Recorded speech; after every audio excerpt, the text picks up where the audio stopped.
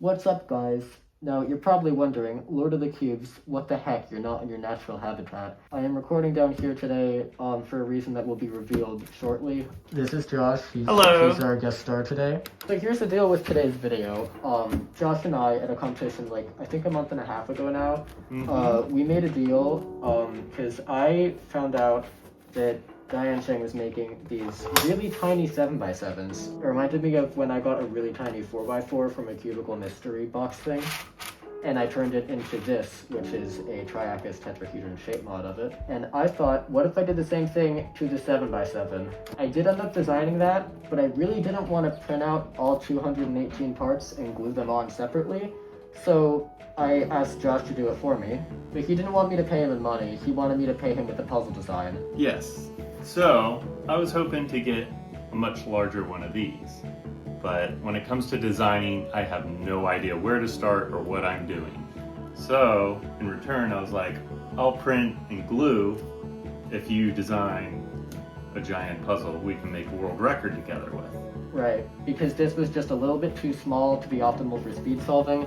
I ended up designing the world's largest Baby FTO, or Big Baby for short. Big Baby! So this is Big Baby.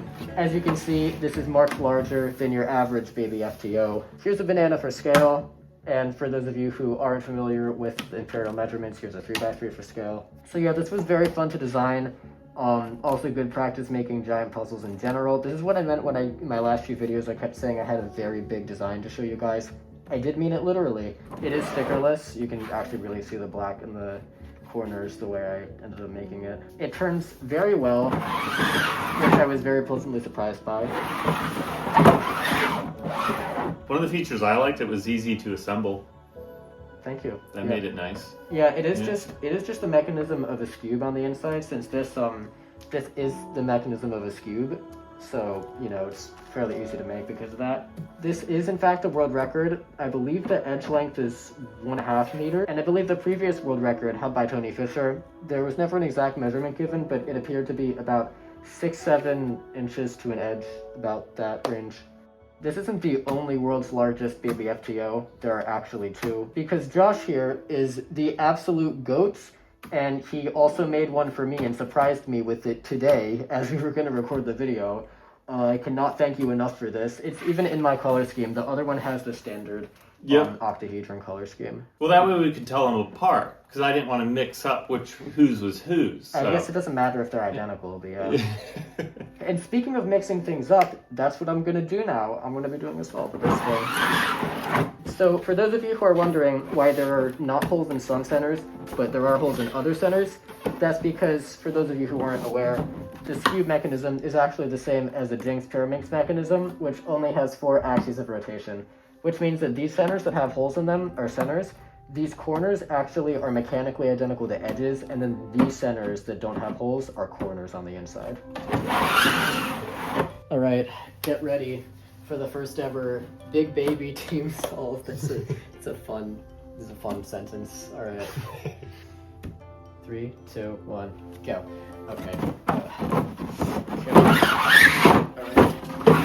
All right, that's the full extent of what we expected. So we tilt this way, turn this way. So, all right, and then this here.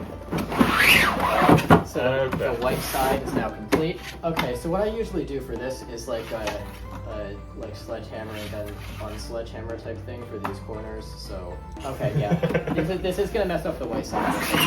Okay. Yeah, now you know where we are. Yep. So it looks like we have 2-3 cycles of corners, but in different orbits. Okay, but that did actually 3 cycles. Okay. 1 left. Oh no, we have to do it again. Oh, we cycled them the wrong direction. We did, yeah. I literally made the same mistake again that I just said I wouldn't make again. This side needs to be here, facing them so they can't see what's going on. Sorry about that, by the way. We have a 3 cycle going on back here. Oh yeah, it looks solved, I guess. Yeah, actually, we can just stop it now. This is not right. I've fundamentally mess something up here. So I was like, wait a minute. There's something about solving like a giant version of a puzzle you're familiar with that makes you forget how to like use your brain. It's all finger memory, and now it's... Well, the good news is now it's just triple sledge, so amogus.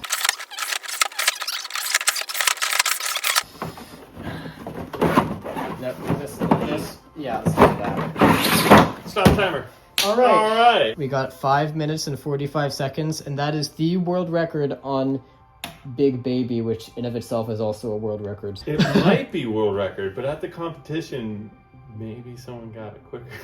I mean, I did. I doubt it, though. I did mess up the same free cycle twice of the center, so that's a possibility for sure. I'm pretty sure it's world record because at the competition, kids were taking forever I am to make turns. so happy with how this turned out. Yeah. Like genuinely, I did not think I'd be able to design anything this big till like for a while, but it turns really well for what it is, and it's definitely given me confidence for future big designs if I decide to make any. I love printing big puzzles, so this is fun. I love designing puzzles, so this was fun. Yeah. I also wait. Let me get my torture back. I also get to sticker this thing, a choice which I will never regret. And just for the sake of showing you guys how stable this puzzle really is, I'm just gonna have a seat on it, and you'll see it still works perfectly fine. I have no idea if most big cubes can support the weight of a human, but this one can, and I'm very happy with that too, just because it's funny to sit on it for a thumbnail. And on that note, this is Lord of the Cubes signing off.